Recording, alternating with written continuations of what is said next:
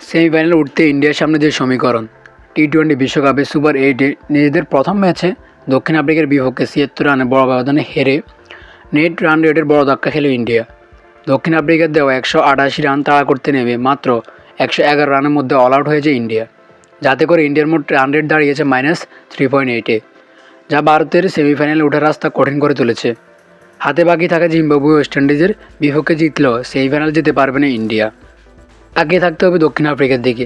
এর মাঝে দুর্দান্ত ফর্মে আছে জিম্বাবুয়ে ওয়েস্ট ইন্ডিজ। সেমিফাইনালে যেতে হলে ভারতকে মিলাতে হবে কঠিন সমীকরণ।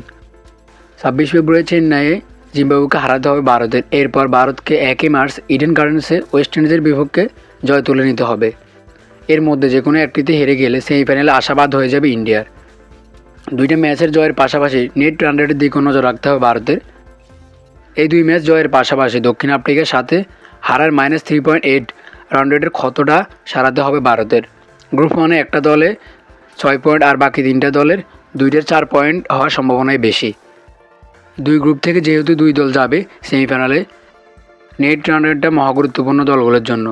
আর তাই বলা যাচ্ছে শুধু জয় নয়, নেট রান রেটের দিকেও এগিয়ে থাকতে হবে ভারতের। তাই আগামী 2 ম্যাচে জয়ের পাশাপাশি নেট রান রেটের দিকেও এগিয়ে থাকতে হবে ভারতের।